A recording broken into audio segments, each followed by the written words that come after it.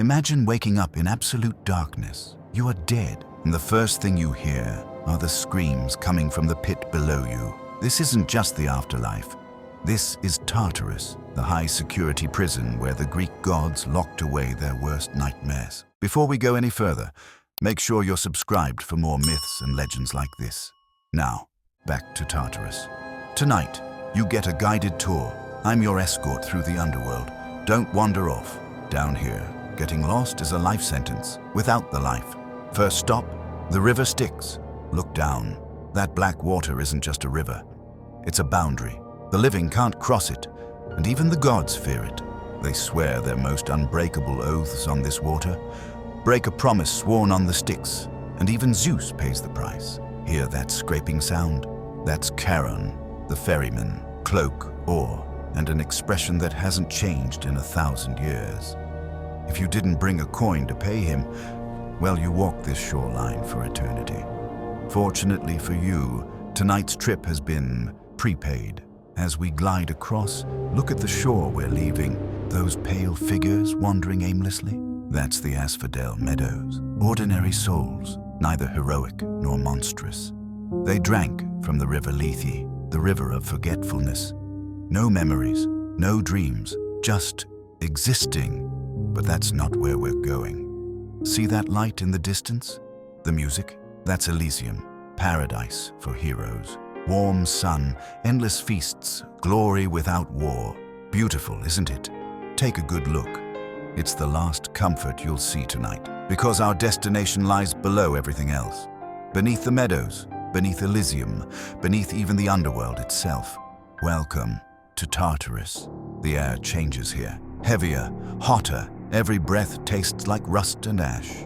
Look down that chasm. That's not a metaphorical pit of despair. That is a dungeon so deep that if you dropped a bronze anvil from heaven, it would fall for 9 days before it hit the bottom. And somewhere in that darkness, the titans are still screaming. Follow me, stay close to the wall. Our first inmate, Sisyphus. There he is. Shoulder pressed to that enormous boulder, muscles shaking. He was a king who thought he was smarter than the gods. He cheated death twice. He even chained up the Grim Reaper. Watch him strain.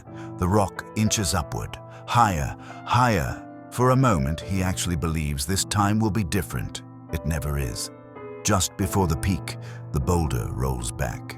Every single time. His punishment isn't just the labor, it's the hope.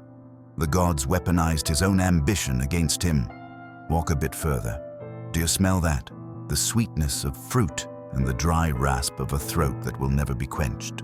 This is Tantalus. He stands in cool water.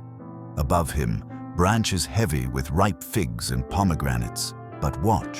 When he bends to drink, the water drains away. When he reaches for the fruit, the branches lift just out of reach.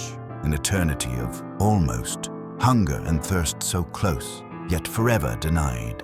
And finally, hear that roar. That is Ixion, the first man to murder his kin. He is lashed to a solar wheel, spinning through the void of fire forever.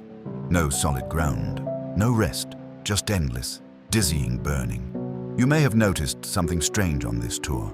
For all the fire and chains, Hades himself has barely appeared.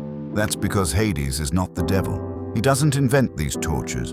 He enforces the laws. He is the warden, not the villain, the one who ensures that monsters stay locked away so the universe doesn't collapse.